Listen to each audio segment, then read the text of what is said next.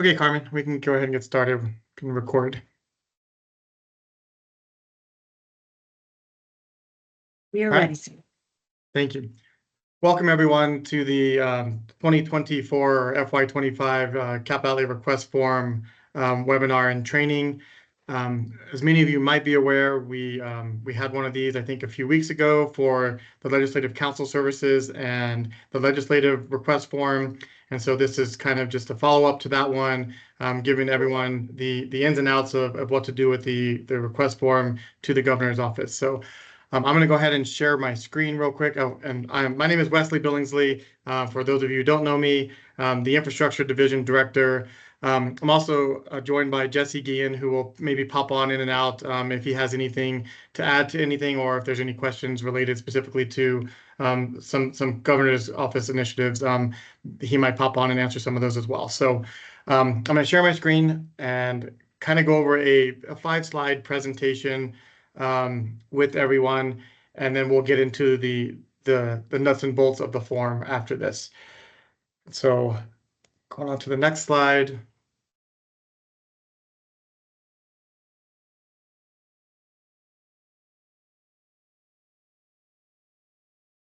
There we go. Okay. So many of you might be aware, there was a letter that went out to local and tribal entities from the Office of the Governor regarding some of the things that we're going to look at when we are going over the requests for funding this year. And so I'm just going to kind of list some of those and kind of go into some details on some of them maybe. The first one is the top 3 priority on the current fiscal year ICIP. So we are requiring that the project be on the ICIP and it be a top 3 priority. And hopefully you've been able to demonstrate other funding opportunities that have been exhausted. We know in the past we get these requests and we're not sure if you've tried to seek alternative funding solutions, whether it be other federal funds or other state funds, or if you've even looked at your local GOB. So trying to make sure that you've demonstrated that all other options have been exhausted. We're also going to see if you've demonstrated commitment by contributing local contributions. So looking for some skin in the game for those that can and for those that have the means to do so. Hopefully you're putting some of your own funding, your local funding, towards projects that are top priority projects for you. So looking for that, and then funding requests of at least 100,000. This has gone up a little bit. I think in the past it's been around 50,000, but we're wanting to make sure that we're funding either a completed phase of the project or a complete project, and we're not piecemealing funding. And so that led into the next one, which is complete a project or phase. And so when we talk about phases, we're talking about, plan and design could be a phase. Maybe some studies or archaeological and engineering could be a phase. Construction, or if it is a construction project, maybe the first phase of that construction project being the shell of a building, or like, again, complete construction, and then ending with maybe FF&E at the end if you've done everything else but you're just needing some FF&E to complete that project. So looking to fund fully functional phases. And then after that we're looking at some different policy requirements. And so the first one is to increase affordable or public housing inventory. So we're hoping that that this is the top priority of your area or of your community. Increase availability of healthcare services, improving facility compliance requirements for drinking water and wastewater facilities, and again these are going to be priority of the governor's office and the governor. If it's not your priority, then you don't have to submit a request to the governor's office. But these are ones that we're going to be looking at, and so. Reducing violence and crime as it relates to public safety, so public safety projects. And then, of course, the last one, enhance the visual beauty of New Mexico, looking for some beautification projects to fund. So those are the top priorities. Again, not saying that you can't request other priorities, but we are going to be looking at these off the top of the bat just to make sure that we're funding these priorities. In addition to those, wanted to kind of let you know, and the letter kind of spells some of this out. House Bill 253 was implemented during the session to create a capital development program fund. And so this fund was kind of designed to help with some planning and design for some big projects. So if you have big projects going on, but you really you really haven't started the planning and design phases of that, this funding could be a funding means for you. And so we'll kind of get into what that looks like in the application and kind of where we ask for that, some of that information. House Bill 177 was the New Mexico Match Fund. And so this was another opportunity for you to get some funding to maybe apply for some federal funds. So I'm hoping many of you took advantage of this opportunity over the last few months. But if not, we're hoping to get more funds into the New Mexico Match Fund into the future to help with that. So, if and the reason why I'm bringing these two up is, if for some reason your project isn't funded, even though you submit a request, there are other opportunities out there that you could maybe access after the session is over as well. And then the last two, other state funding programs. If it's a water project, have you gone to the Water Trust Board? Have you looked at the Clean Water State Revolving Fund? Have you looked at any of the environment state programs? If it's a transportation project, have you gone to DOT to see what programs they have to offer? And so on and so forth. So making sure that you've exhausted all of those different funding opportunities and programs. And if you want more information about any of those programs, contact my office, contact either Haley or Ethan, and they can help guide you if there are some of those opportunities and programs available, as well as any other federal programs. Our job here at the Infrastructure Division now is to try to help find any funding sources available to help get your projects done, or to even help you start your projects if that's the case. So kind of looking at all that, and so I'm going to move on to the next slide. But making sure that all of those things are kind of outlined and that you're aware of these before you actually start filling out your applications. That way you can kind of see what we're looking at from the governor's office, from DFA, and the types of projects that we're looking at funding. This next slide give you some information about the form itself. So the form does open on October 17th, 2024. It should be the same day, hopefully, that the council services open. We're both going to cross our fingers that we have a successful launch. But that's the days that we're planning on starting those forms and opening those to you all. Our form will close on December 20th, 2024. This is a whole week after the council services form does close. So after theirs closes, you will have a week to be able to input your information into our form if you are requesting funding from the governor's office. And the next bullet, you must complete the council services form first. So our form will request and require an LCS ID. And so if you do not have one, if you get through our form and you don't have an LCS ID, we will be contacting you, telling you to go back to their form and please create a record in their form. The reason for this is because it does create a record, and those records that are done through the LCS ID are the ones that the council services uses to create the appropriation in the bill. So that's the reason why we're asking you. We don't like that we're having to duplicate this stuff, but that's the reason why we need that in there, so that they can have that record. Otherwise, we're creating records at the very end, and that kind of slows down the process if there's projects that aren't in the LCS list. So make sure you complete the form in its entirety. All of the fields are required, and we'll get into what that means. There are some fields that you might not need to fill out, and maybe you just need to put NA, so we'll get through those as we go through the form. Again, please note the required fields, and then the 500 character field limit. So there are a few fields where you will have to give us some detail, some law language, or some scope of the project. And so just remember that there's a 500 character limit on those fields.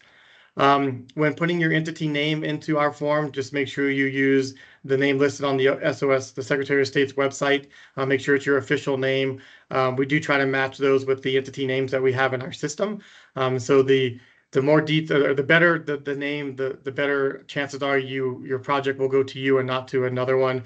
This is really important for acequias and mutual domestics, just in making sure that we have your proper name in there, because some of those names are similar. So make sure that we have the appropriate one. The asset, if you are purchasing an asset, or whether it's a piece of equipment, vehicle, or building, must be owned by a political subdivision of the state. So nonprofits will not be allowed to own any of these assets whenever you are submitting these requests. Although if it is a LEDA project, make sure that the LEDA project participation agreement is submitted to Jesse, and his email is on this slide, and it will be on other slides, as well as once you receive a final a notice that you have submitted your project, which gets to the next one, you will receive that email confirmation.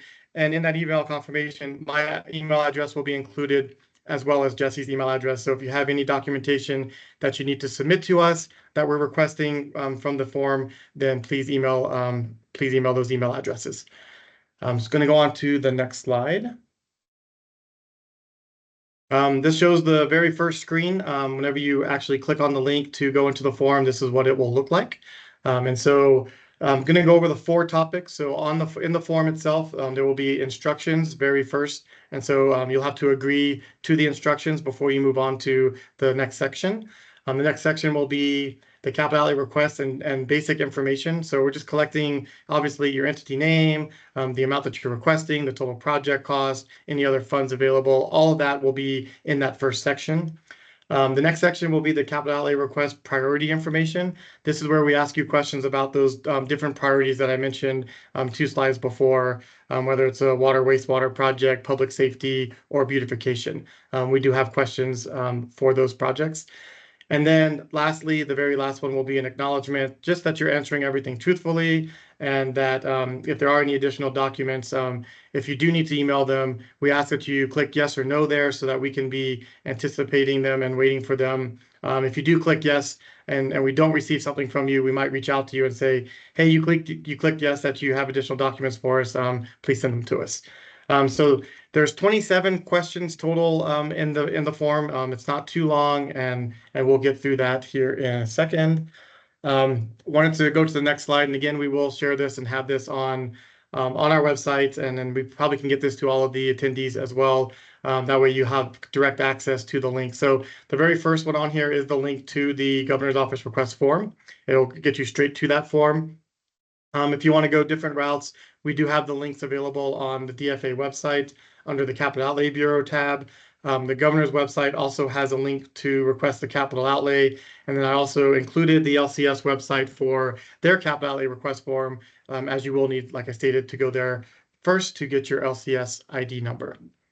So I know I went through those slides real quick. I'm going to try to slow it down when we go through the form itself, but I wanted to make sure that we got through all this information first. So again, this is my information, and it will be available as well at the end. So I'm going to now go on to the website. And so when you do click on that, sorry, go ahead, Carmen. I'm so sorry. When would you like to take questions, Wesley? After you finish? Yeah, because I think some of them might get answered here whenever we go through the form, and so we'll take them at the end. Excellent, thank you. Yeah. And so I'm going to go through one, and I'm going to pretend like I'm filling out the form. And actually, before I go into the form, I think I just want to go over the different places. So as I mentioned, this screen here is the Council Services website. Everyone's probably familiar with it. You just go to quick links here, and then capital outlay, and then there's a capital outlay request form tab, and you click on that, and the request and the electronic version come up. So I'm not going to go into this. This is where you go into to submit your LCS information and get that LCS ID number. And in order to get your LCS ID number, you will need to go through the whole form and then get that summary sheet at the end where it will have that LCS ID number on that summary sheet. So you'll at least have that for your records, and you'll have that to be able to put into our form. This next website is the governor's website. When you get to their website, you just go to Contact, Request Capital Outlay, and then this page appears. It has some information for you about what defines capital outlay project, and then also some of the other informational or instructional information that we'll have in the form itself is on here as well. It tells you the opening and closing dates. It has access to that letter, so if you did not receive that letter that I mentioned earlier in the presentation, you can just click here and it will go to that letter. And of course, it has Jesse's contact information on here as well as the LCS request form link at the bottom here, and of course the link to the governor's request form. We will have this link up soon, but the form won't be available until October 17th. And then the last site, our DFA website. So again, there's multiple places where you can access this form. Our DFA website, scroll to the top under Budget Division, Capital Outlay Bureau. When you scroll down to this gray section, you will see the request form information. again, it's the same instructions as last year, just with different dates, with our contact information, as well as other links, the same link to the letter, to the form, and to the LCS form. So when you click on the link to the form, it will bring you to this web page here. And so again, this is for capital outlay requests beginning October 17th. This form will not allow you to go before the 17th. And actually, we'll see if it lets me go right now. I think because I'm an administrator, it will probably allow me to do this. So this is the instructions page. When you get to here, you'll see the instructions. The first set of instructions, it kind of hits on what I kind of talked about in the presentation. If there's a red asterisk on the field itself, it's a required field. And again, I do believe we made all fields required, and I'll get into those in a little bit. Make sure that your email address is correct in here, because a copy of this will be emailed to you once you're completed. All projects must be submitted to the Council Services website prior to submission, because we will need an LCS project ID, and it tells you where to find that LCS project ID on the Council Services printout. Kind of defines a capital asset and that it must be owned by a state or political subdivision, which we went over already. We do allow for projects to go to nonprofits, and so what I mean by that is if there's a county project and you're in a lease, a use agreement or a lease agreement with a nonprofit, then those can be considered as well. You'll just need to make sure that you submit the lease agreement to us, or that there are documentation showing that you will have a lease agreement with that entity. If the project is for LEDA, again, we'll need that project participation agreement. And those should be very rare. LEDA is the Local Economic Development Act. There are LEDA funds available through the Economic Development Department as well. They typically get them every year. So if you do have LEDA projects, we first recommend that you go through their means and their process there. But if you do have to request one through us, we will need that information. And then again, capital outlay appropriations should only be requested as a last resort. We want to make sure that that's clear, that this funding should be your last opportunity. You should have already tried to access funding opportunities through other means, like other federal grants and other state grant opportunities. So I'm going to go ahead and click next here that I've read all of this, and go into the form itself. So the very first one is the name of the individual requesting the funds. Again, I'm going to go ahead and type information in here just so you can see how to use the form. We do give examples on most of the questions, so please try to follow the examples as best you can. You might have situations that may vary a little bit from the example, and if you do, then continue as you would need to, but we try to give you some examples. There's different examples here. I'm just going to put my title here. But if you are a city manager or county manager or finance director, please put your title here in this field. The next one is the phone number.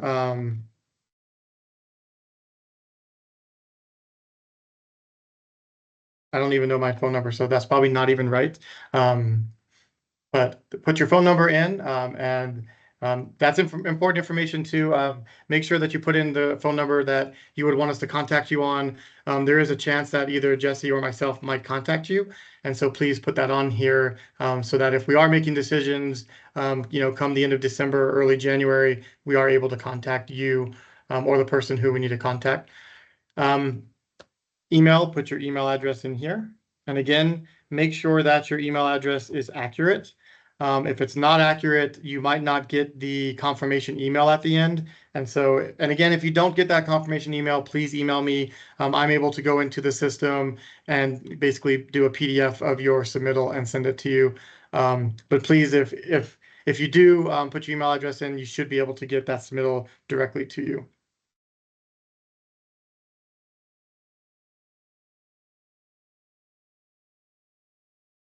And number 5 is your ICIP project ID number. Again, hopefully it's on your ICIP as your top 3 priority.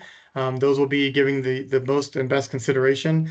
I'm just going to put a random number in here, but you should have an actual number for yours. And then in here, and I probably will switch this because it's supposed to state 2026 dash, and then whatever your project number is, which it could be -01 for your number one priority. So I will fix that whenever I get into it. That's why I love doing these. It gives me all the things that I still need to fix. And so it'll be 2026 number one priority. The governmental entity requesting this project, and so in this particular case, I'm just going to put the Department of Finance.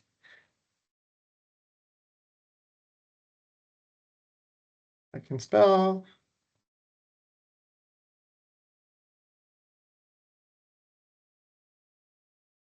You put your city, county, mutual, domestic, acequia, any governmental entity that you are requesting this for. The fiscal agent in this particular case is going to be the same.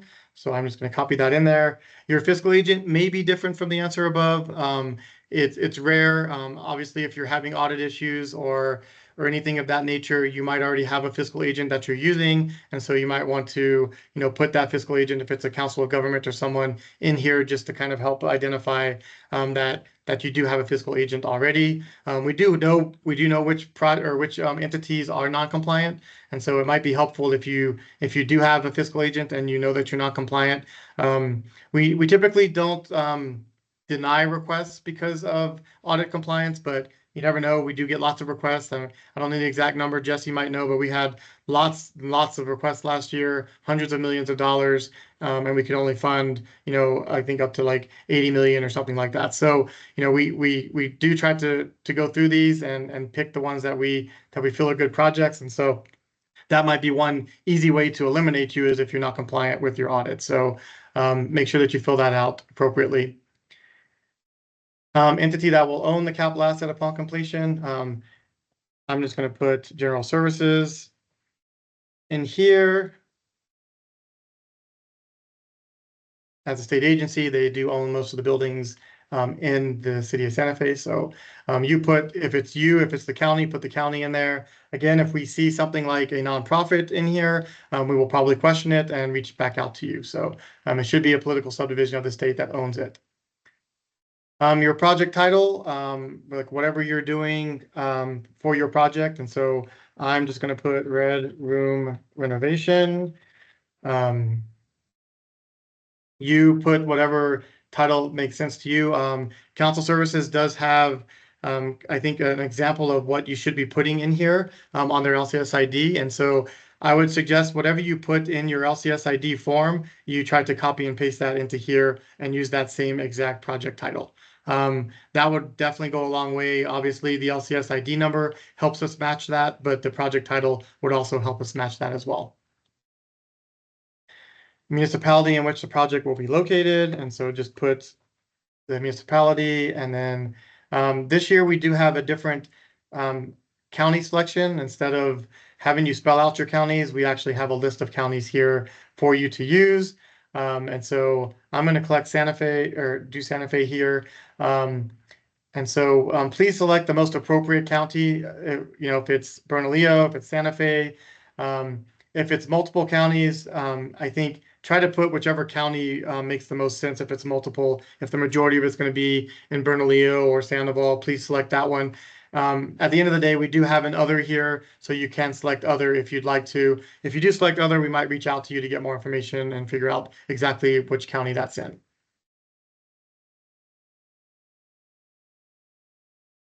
Project legislative language. Again, we have an example here. So, I mean, I'm just going to copy and paste this real quick to help speed things up. But to plan, design, construct, I'm going to put renovate, equip and furnish.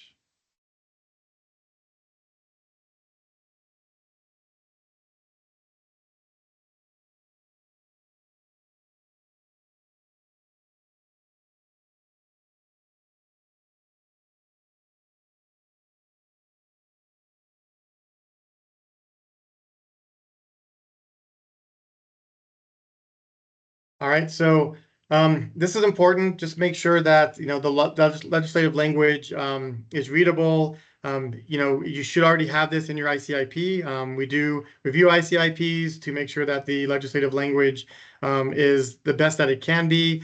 If it's not, Michelle with Council Services will change it to, most of the time to make sure that it makes sense.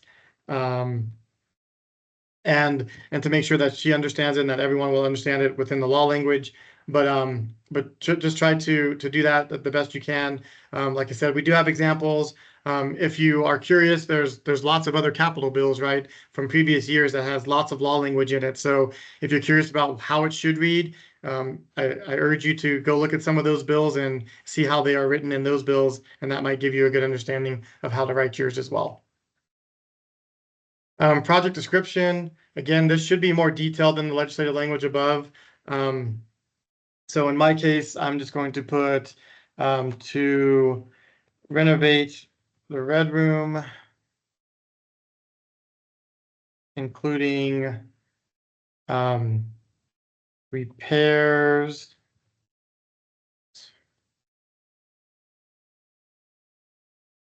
to the ceiling tiles, new carpet and paint, new furniture,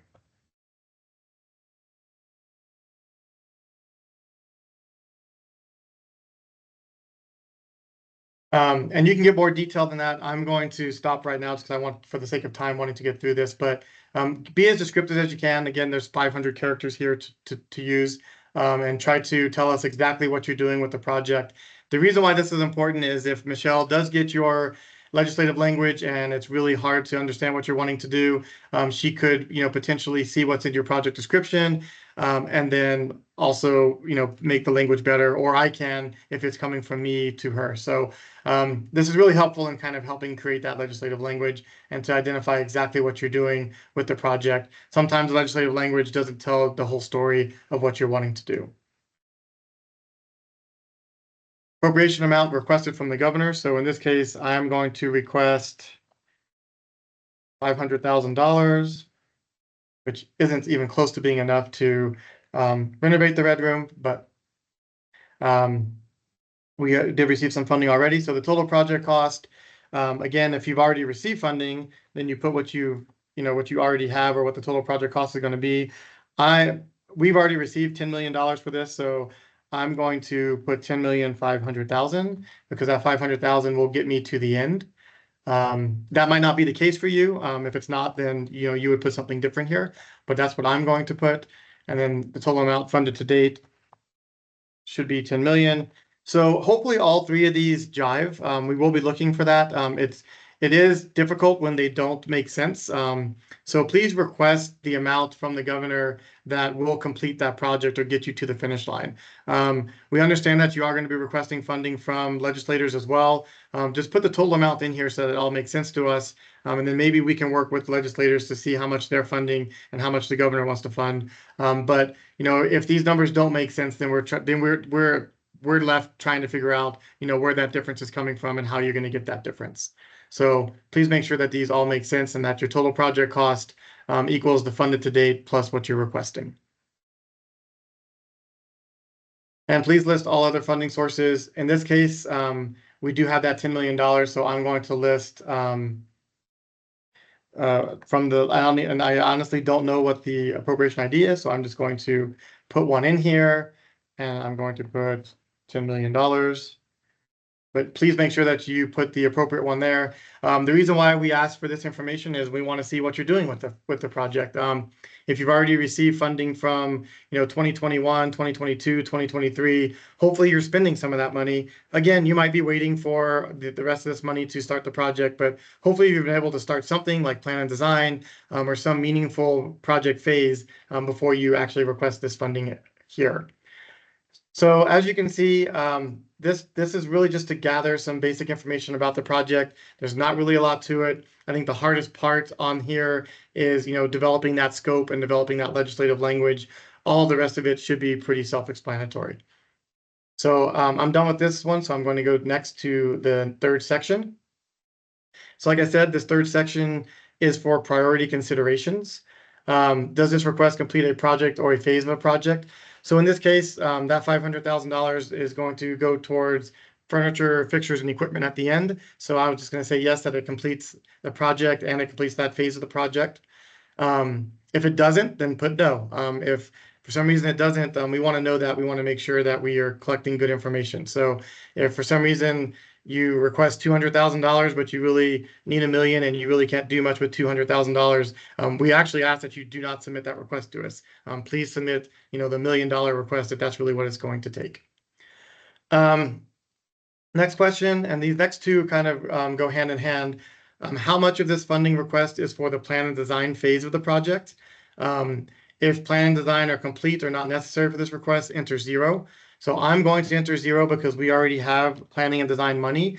If you do not, if this is a brand new project and it's $5 million and you think that plan and design is going to cost you $500,000, so you're requesting $5 million from the governor, but $500,000 for plan and design, please put $500,000 here.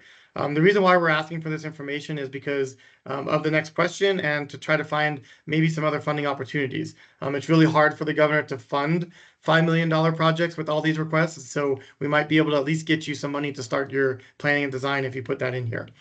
So if you do put $500,000 in here, then the next question is, if funding is needed for plan and design, as stated in the previous question, would you like to be considered for funding through that capital development program fund that I mentioned earlier? I'm going to put NA because it's not applicable to me. But if for some reason you do want to be there, then put yes. If you already have plan and design done and you just need construction, then put no or not applicable. But we're just trying to collect this data so that if the amount of yeses we get, we might be able to again try to use that capital development program fund for your project if we're not able to fund it through this pot of money.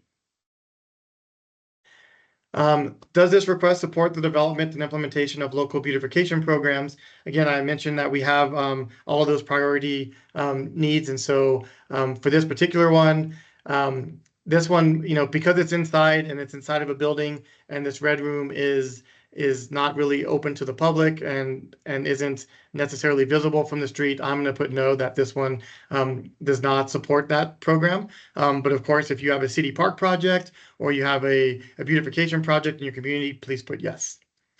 Does this request increase the affordable and public housing inventory?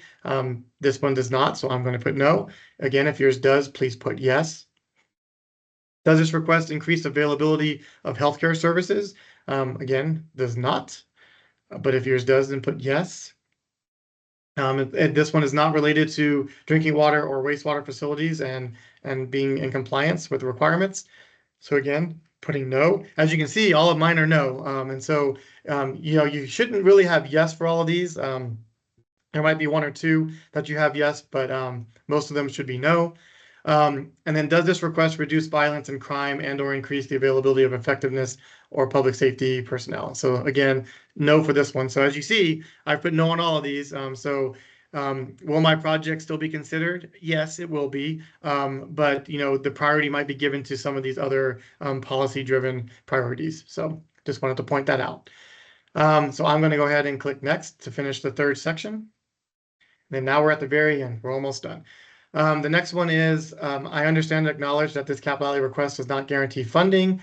Just want to make sure that you are aware that, just because you submit this request does not mean you will be receiving the funding.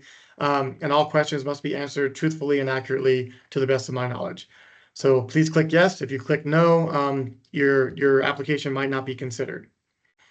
And then the very last one, if you have documents to send pertaining to the capital request, please email those to Jesse at that email address and then select yes below. If you do not have any documents to send, then select no. Again, if you select yes, they will be looking for an email from you. If you select no, then we won't be looking for one. So if you do have yes, then we probably will reach out if we don't get anything, probably over the course of a week or two. Some of these documents should include these right here that are stated, but again, they're not limited to these. If you have like a very nice, well put together packet that clearly defines your scope and defines your project, please feel free to email those to Jesse. That's really good information that we could use in describing and explaining this project to the governor. And so we would need that. So you can submit a copy of your ICIP if that's helpful. Again, a copy of your LCS capital outlay request summary sheet is always helpful. Your planning and design documents if you have them. the ownership or LEDA Act requirement documents, and of course, any letters of support that you have from legislators or from your community members are always helpful as well. So if you have any of those, please submit those to Jesse. I do not have any, so I'm going to select no. Then I'm going to submit this. And before I submit, I have not done this yet, so we'll see if this actually works, and I'll see what kind of result we get.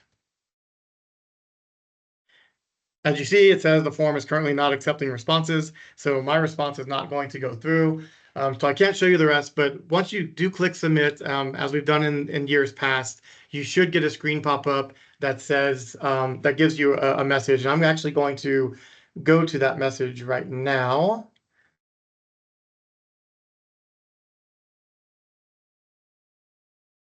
That message should state, thank you for your response. Your response has been submitted. If you did not receive your response via email and would like a copy, please email myself. If you need to update your response for any reason, please email Jesse at his email address. So that is a response you should get. And you should also get an email with your response. And as you can see, we select all these. So it says allow respondents to save their responses. So you should have access to be able to save your response. And that's why we know you should be getting a response. So again, if you need anything from us after this, those are the email addresses to reach out and have us give you any information that you need. So I'm going to keep sharing my screen because I'm sure there will be questions in relation to this.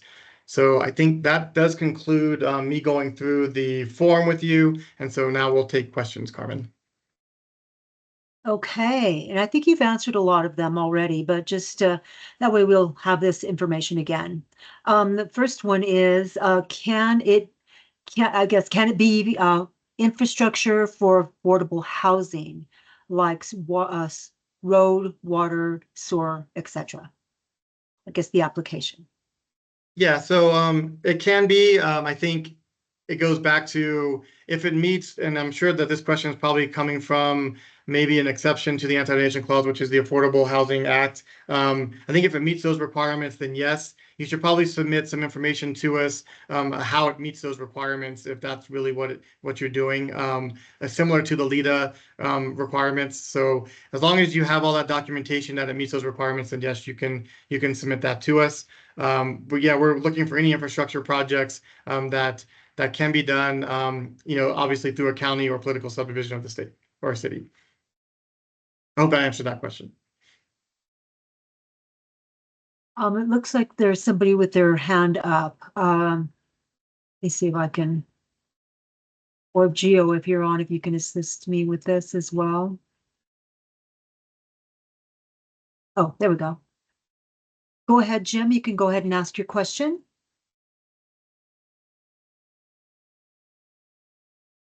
I'm still showing that he's muted on my end, Carmen. Oh, okay. Oops. I think he needs to unmute on his end. Oh, yes. Please, if you can go, you've been given permission to unmute. Thank you, Jesse.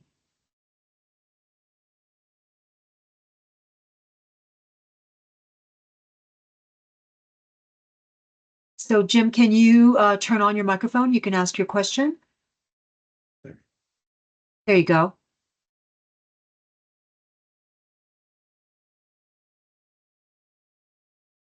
Can't hear you if you're asking your question. Let's give our next person a try here. Give me a second.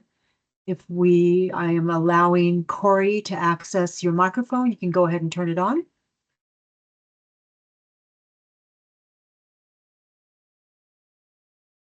You'll need to unmute yourself now, Corey. Corey Taylor.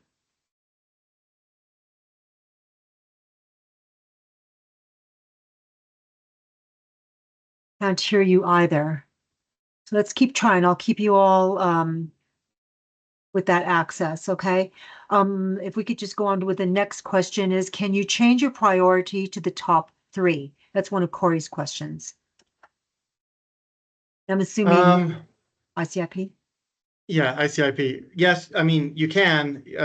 You don't have a lot of time. The ICIPs were due already. We are trying to finish the ICIPs and get them published, which I see is one of one of the questions that just came through.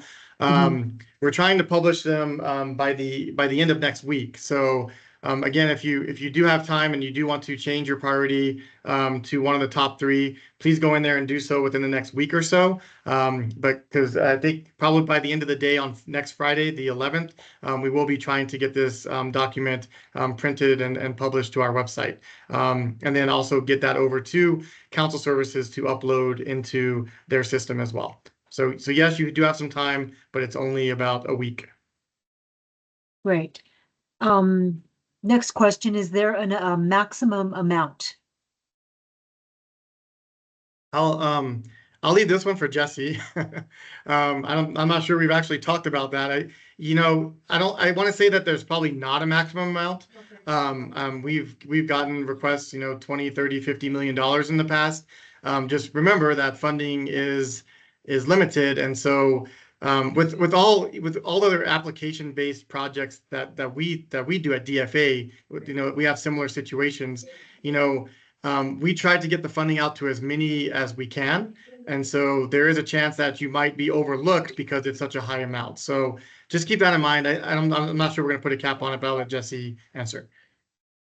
Thanks, Wesley. Can you all hear me? Yes. Okay. I know I had trouble last time. So we did toy with putting a cap on it, but decided that was unnecessarily limiting on our end. So there's no cap, but do keep in mind that there is a limited amount of funding. The last couple of years, it's been, I believe the governor's had somewhere around 175 million, which seems like a lot until you factor in the 400 sub requests that we get that total over $1 billion. So it's difficult going through those projects and selecting which ones get funding. And so if we get a request for, 30 million, it's unlikely to get funded just because it takes such a big chunk of that funding way. So just be conscious of the fact that we're looking at a huge number of projects to fund.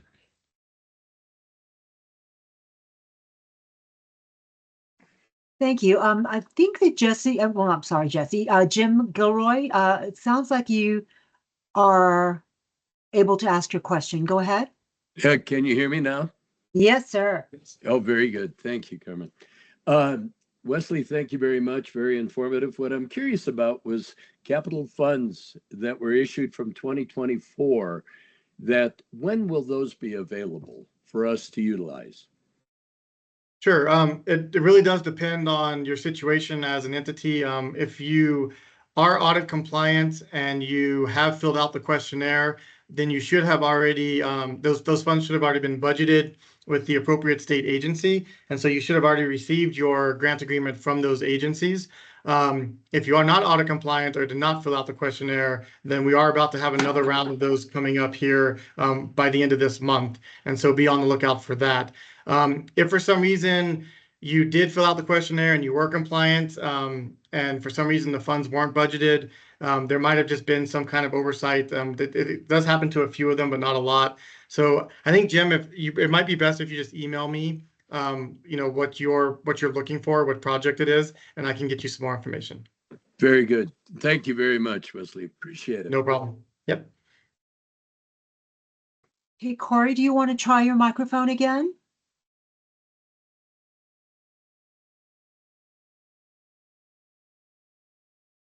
Okay, still not working. So let me go. Give me a second, Amy. Let me get you your access. Hey, you want to go ahead and try to unmute yourself?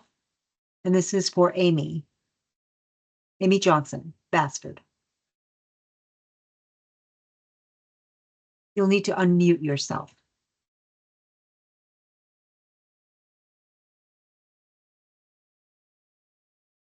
Okay, we'll let you keep trying. Yeah, while you keep trying out. Oh, there she goes. This is Corey. I got mine to work. Good. Oh, excellent. Okay. Again, thank you for answering my question. Next question I have on that. Our resolution says this resolution supersedes. Okay, it says top ranking projects for the ICIP 26 to 30. So I don't have to redo my resolution because it is still in the top 5. Yeah, I think if it's a project that's still within the top five, so it's like if you're moving one from 5 to 3, it sounds like you would be fine, because your resolution was just presenting the top five. So you should be Okay, fine with that piece of it, yeah.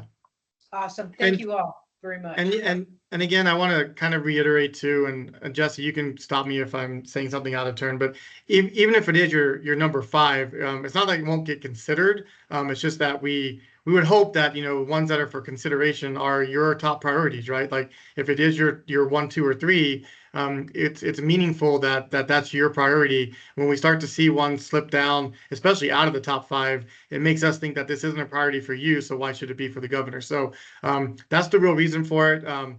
If you do have one that's like number 4, number 5, it's not that we won't consider it. It's just that we are trying to look at the top three, because those seem to be the ones that are most important to your communities. Right now, this is it's a very top priority for us. We've, received federal funding. We just want to keep moving forward with it. But we're always told by our representatives and senators, it's too much money for capital outlay. So that's why we're trying to seek funds elsewhere. We've got federal funds, we've got the land, we've got, design. So we're just trying to get the money now to build it. Sounds good. And if you need any help with more funding, you, Corey, or anyone else on the call, just again, reach out to Haley or Ethan. And, we obviously can help with federal funding opportunities, but we can also try to see if there's any other state funding opportunities available. There might not be, but we can always help you look for them. Okay, thank you so much. Both No you and problem. Carmen. Okay, thank you. Thanks so much. Okay, so Sean Jeffrey also has a question. Sean, you can go ahead and unmute yourself to ask your question. Okay, hi all. So I really didn't have a question. I was just gonna say last month I did have to amend my ICIP resolution to add a project to mine. Anytime they're changed, it has to go back to the council. So if somebody needs to change theirs, it needs to be done this month. Yep. Thank you. Shayla, you have a question? You can go ahead and unmute yourself to ask.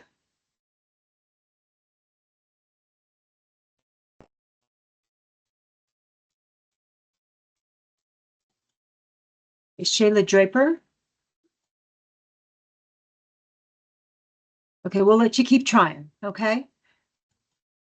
Okay, so Is Amy available to do it? I'm not sure if she was able to. Yes, I was able to unmute. Can you hear me? Yes. yes.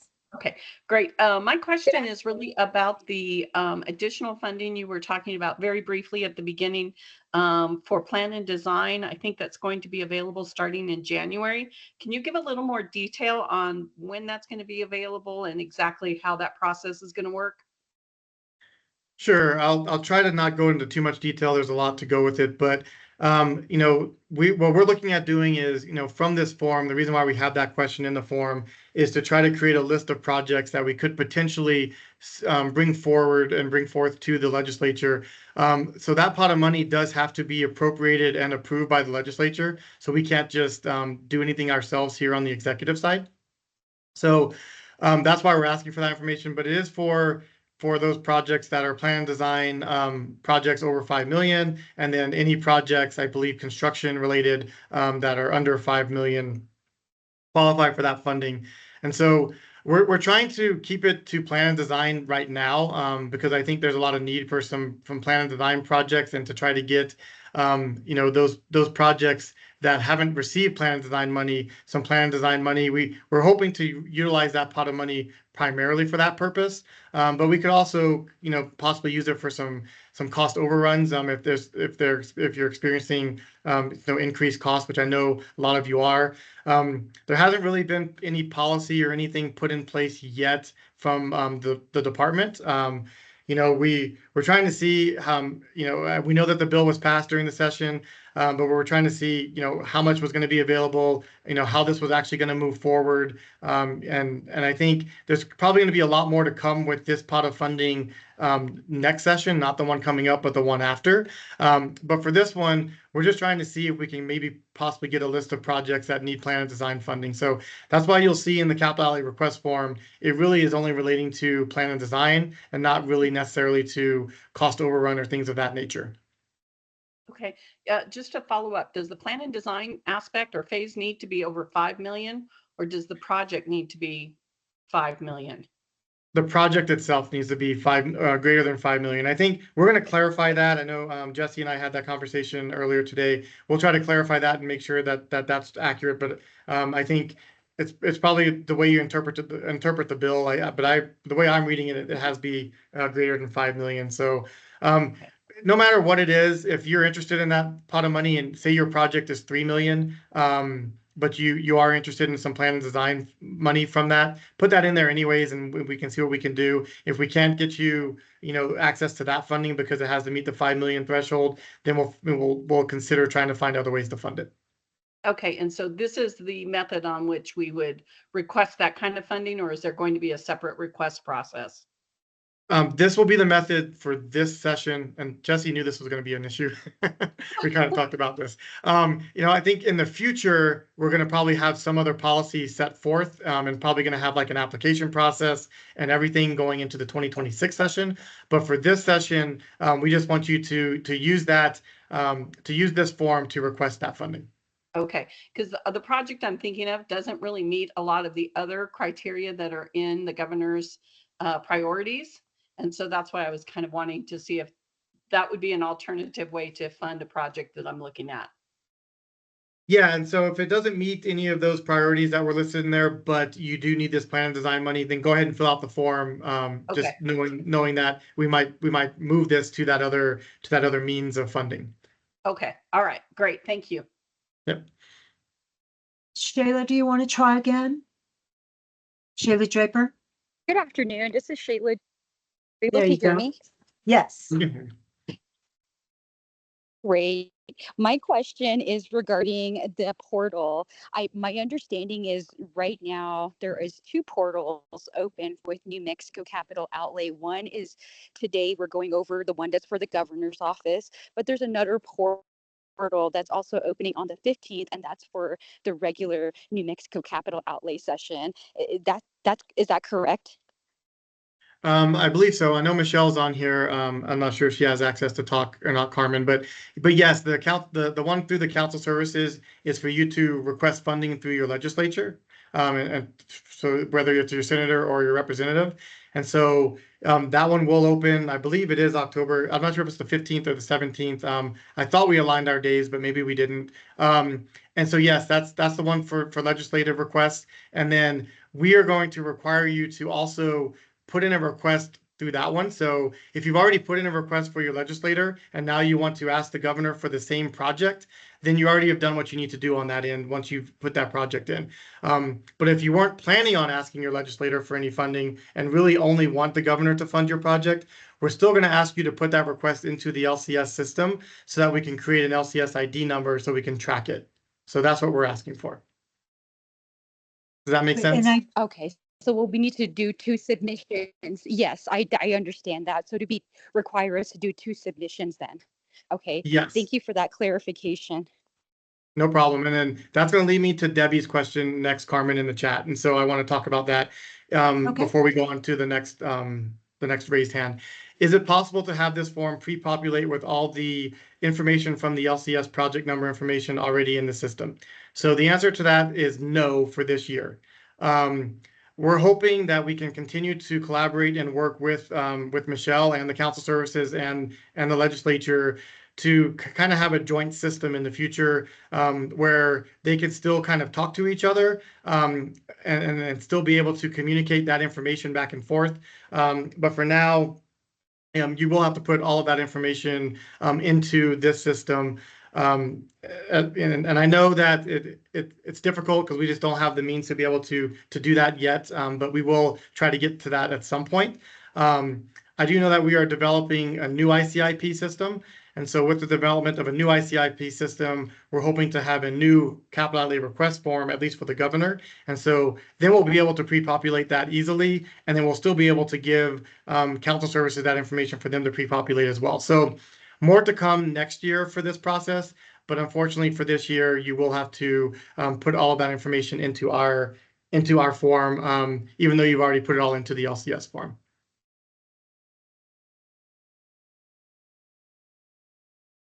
And Carmen, I don't know if we want to go to the next raised hand before we continue down. Yes, and also to let Michelle know that she has her the capability of turning on her microphone and camera if she would like to. My apologies, Michelle. And I will, in the process, I am giving the opportunity, if this thing would allow me, give me 1 second, to Catherine to go ahead and you can unmute yourself now. Yeah. Sorry. Hi, good afternoon. Can you hear me? Yes. Hi. And I apologize. I may have missed this answer, but can the property be owned by a tribal government, or does it have to be a state or state government entity? It could be owned by a tribal government. When it comes to tribal governments, we do consider those as political subdivisions, so it can be owned by the tribal government. Great. Thank you. Yeah. I I'm don't going to keep going through the chat real quick, Okay. Carmen. And so, where and when will this recording be posted? As soon as we finish up here, it takes some time.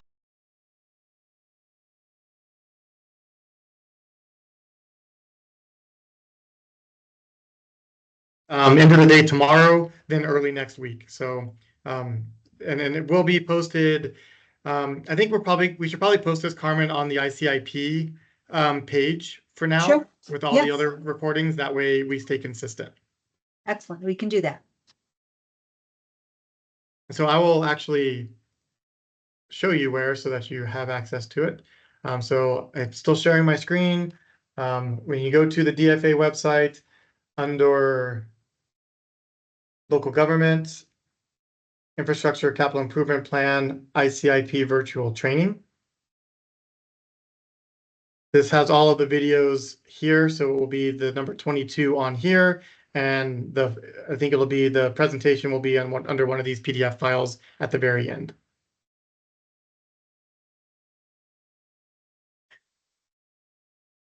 Right. Next is from Stacy. If we are needing to request combining funds from 2 projects funded in prior years to put together to pay to complete one project, would this be the form we fill out? So I think I'm understanding your question. So yes, I mean, if you have funds from 2 projects funded in prior years that were put together, yes, so you would still fill out this form if you're still needing money or funding for that project, then yes, you would fill out this form. And then under the very last question on that first section, that has all of the data collection, you would just put the project IDs under that section to show us which projects you're talking about. So I hope that answers your question, Stacy. If not, then feel free to add another question down below.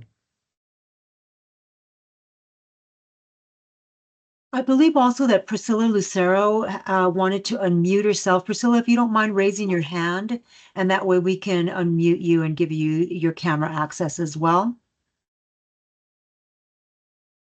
The virtual hand.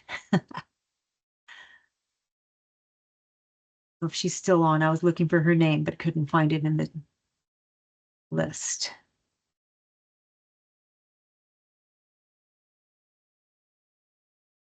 So while she's doing that, Carmen, are we going to be able to email the presentation, or is it easier just to put it on our website? We can do both. Okay. But just know that when we do mass emails, everyone, it does take us, if you receive it duplicated, our apologies. I'm saying that right now. We're in the process of fixing all of our lists, and you may receive it more than once. Sounds good. And I will send it to you after we are done here, Carmen. Great. Thank you. Okay. Yeah, there was. And so thank you, Evan, for answering that with the reauthorization form. So And that's what I was trying to get at with Stacy's question. So yeah, if you're wanting to reauthorize a project, you would not come through here. If it is a governor's project that you need to reauthorize, please send me an email and I will get you in contact with the appropriate person to get that filled out. We do have for the governor's projects, we do have a spreadsheet that we have you fill out to get us that information for reauthorization.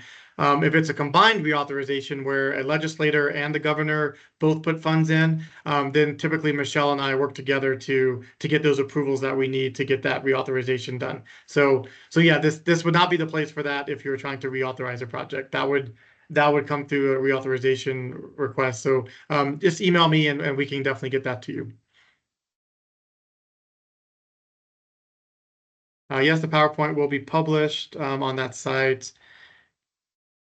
If the funding is awarded, what month would a local entity receive it? So that's going to be dependent on a few things. The session it's a 60-day session this year. And so we won't be able to, I think, sign the bill until beginning of April typically. And so then we have our questionnaire process, which we will go through from around the end of April, probably through the end of May or beginning of June. Then the projects those that are ready to go will be budgeted somewhere around the July 1st timeframe, between July 1st and August 1st. And that's when the agencies can then send out the grant agreement. So if everything goes smoothly, you should be able to get your grant agreements roughly July to August. I think we were able to do it a little bit early this year because we had a list of projects that were ready to go and just waited for budget. So it could be as early as June, but I would anticipate July or August is when you would receive your grant agreement if you have everything in compliance. Wesley, on that note, would that timeline be different for the Capital Development Program Fund because those funds are from the current fiscal year? So it would be similar to the cap. I guess it would depend on when those funds are available in the bill, Jesse. So if the bill states that they're not available till FY26, then those won't be available till December, most likely, of 2025. If it says that they're available in FY25, which means immediately, then they could be included in the bond sale in June of 2025. So it's going to depend on the language in the bill for that one.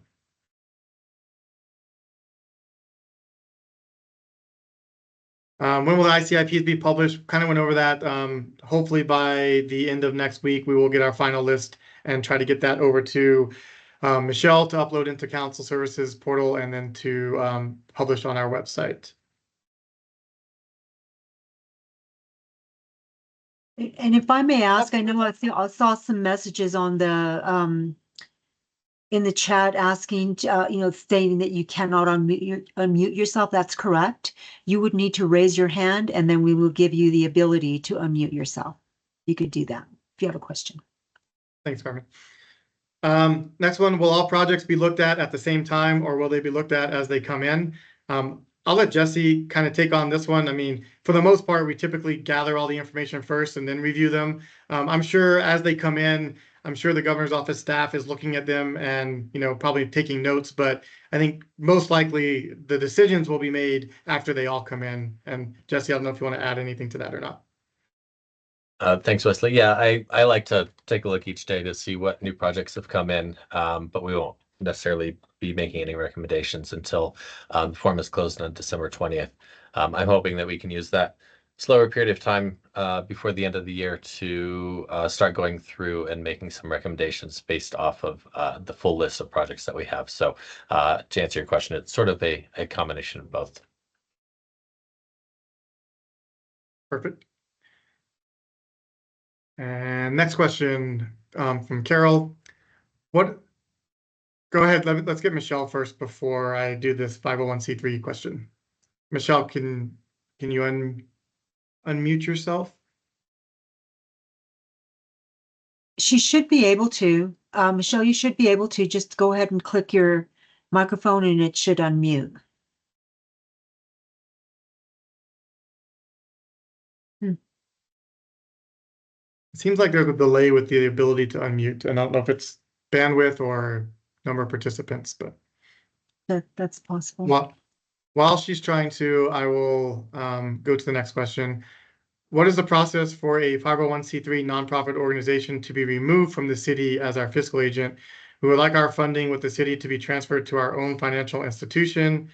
Is there certain paperwork to be completed? So no, so nonprofits cannot be receiving funds directly. So the only way for you to be able to receive funding, to receive state funds through the capital outlay process is for you to go through the city or county process, for the city or county to own the building, and for you to get into some sort of lease or use agreement with the city or county. That's the only way right now. We are working on a different avenue. With the next couple of years, you'll probably be hearing some more things about whether we're repealing or replacing the anti-donation clause or adding some other legislation for the anti-donation clause for nonprofits to have easier access to the funds. But for now, there's no way. And I want to reiterate that any funding that is given through the cap outlay process is given to a city, county, or political subdivision. It is not given to a nonprofit organization. I know that hasn't been real clear, but we're trying to make that clear that even though the 501c3 or the nonprofit requests it from their legislator or the governor, the funds cannot be appropriated directly to that 501c3. It can only be appropriated to a county or municipality or political subdivision. So hopefully that answered your question. I know it's probably not what you want to hear, Carol, but that's the way it works. Wesley, if I may, there's another question in the questions. And it's for Bianca Borg from Mr. Cog. And is the matching grant 100% encumbered? Can entities request capital outlay for matching dollars? So the matching grant, we still have funding available through the matching grant. So you can obviously apply through our portal, which is on our website. I think there's still, I don't know the exact amount, but there's about, I think, 10 million or so left in that to be able to be distributed. But just make sure that your project meets the requirements. You have to be applying for a federal grant or have received an award for a federal. So applying for a federal grant within 120 days from the day you apply, or received an award from a federal grant within the last 60 days in order to have access to this funding. And it must be required. The match must be required on the federal side. And so you can't use the matching grant to match state capital outlay. It can only be used to match federal funding that has a required match.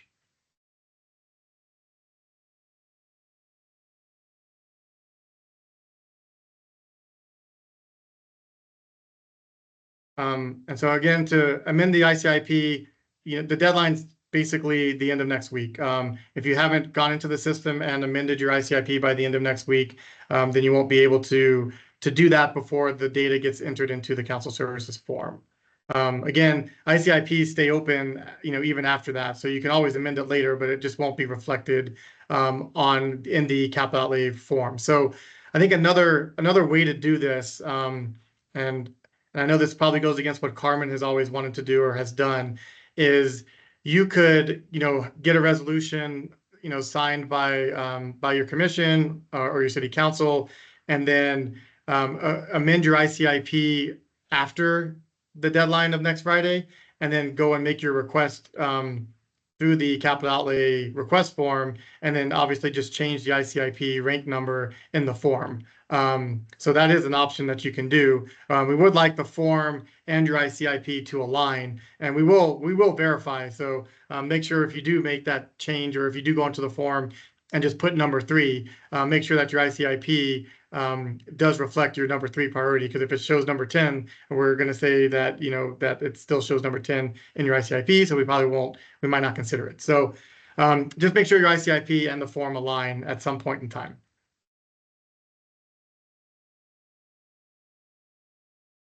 So there was confirmation. The capital outlay request form for council services also opens on the 17th. I thought we did align those dates, so that's good to know.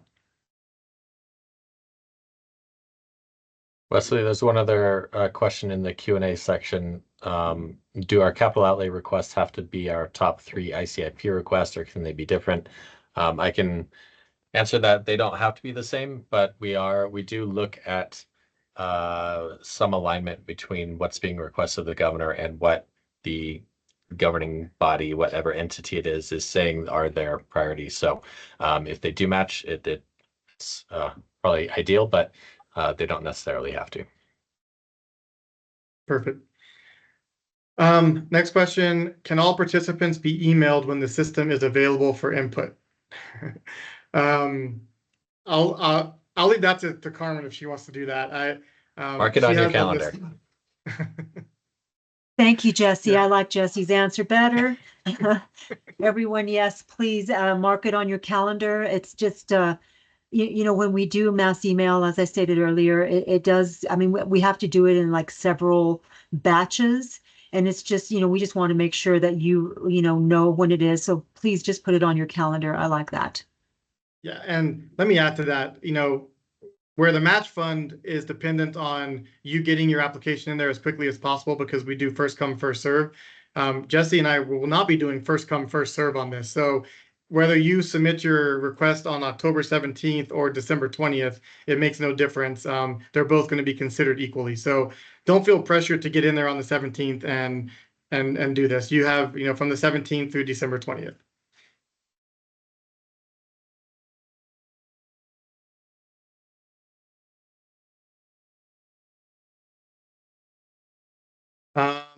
Last question that I see on here is the 5% notice of obligation applied to these funds? I think I might need some more clarification on what that's asking.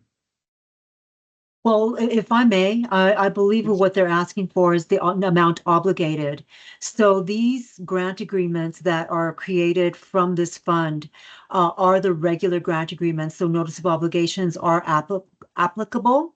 And so the 5% and 85%, you know, 5% encumbered and 85% expended, as it states on your regular grant agreement, will be the same.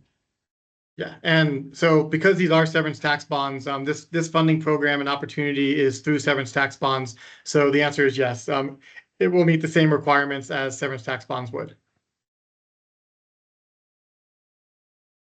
I think we have a hand raised, Carmen.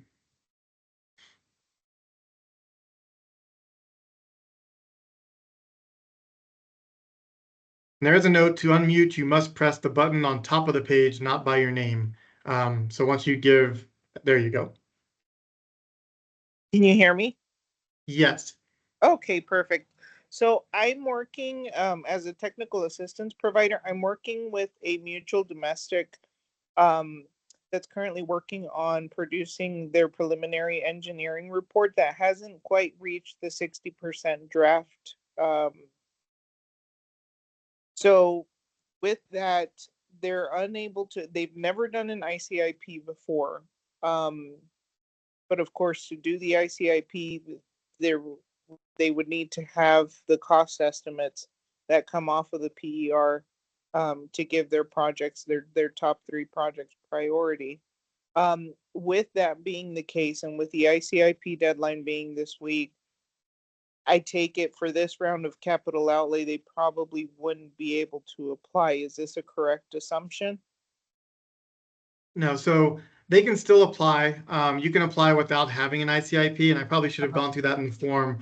So when you get to the ICIP question in the form, just put either no ICIP or none or something like that. If there's no number in the ICIP field, then we'll just take it as there's no ICIP for that project.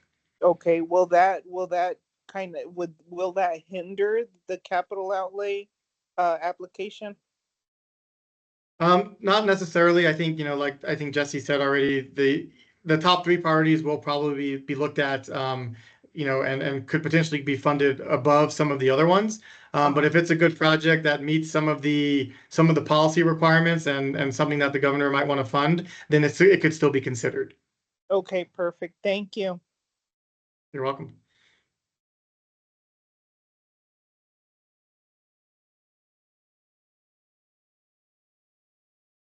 All right, Carmen, I don't see any more questions in the chat.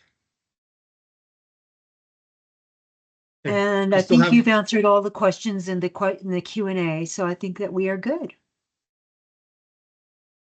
Let's see, can I just add a couple things? Yes. First of all, thank you all for attending. We appreciate it. We want to make this process as smooth as possible for you, as well as for us. So we appreciate you coming to learn a little bit more about this. I just wanted to mention and reiterate a couple of things that Wesley said during the presentation. If your project is not one of the priorities that were listed in the letter or that show up on this form, please still submit it. It doesn't mean that it's not going to be funded. It's, we may look at the priorities first, and then once we've figured those out, we'll look at some of the other projects. So please still submit it, even if it doesn't fall into one of those categories. Also, when you complete it, please give as complete a picture as possible. The more information that we have in the form, the better. If there's, 1 sentence description of what the funding is for, that leaves a lot of questions unanswered, that it just makes our lives a little harder, and to the detriment of that particular submission. Also, as Wesley mentioned, please use capital outlay as a last resort. If we don't want to keep doing the thing where we give $200,000 for a $5 million project that doesn't have any other funding. That really doesn't do anything, and that money just sits there until other funds can be found. So really, it should be used as a last resort to complete a phase, planning a design, whatever it is, or complete the project. And then lastly, if you have commitments, whether soft or hard, from legislators, you can add that into the funding part of the form. We can always talk to the legislators when we get to that part of the session and just make sure that they're still looking at providing that amount of funding. We are trying to work on coordination with the legislative branch on getting these projects funded. So if you have any commitments, you can add those into the funding part of the form as well. And that's all I have. Thank you. Great. Thank you, Jesse. Well, All right, thank you Carmen, I both think- so much. Yes, thank you again so much. This is always really good information for everyone. We appreciate you all. If you have any questions at all, please feel free to reach out to Wesley, Jesse, or myself. We'll be able to assist you in any way that we possibly can. And with that, again, I'm going to stop the recording now and wish everybody a great rest of your day. Thank you so much. Thank you all. Thanks, Carmen. Thank you, Wesley.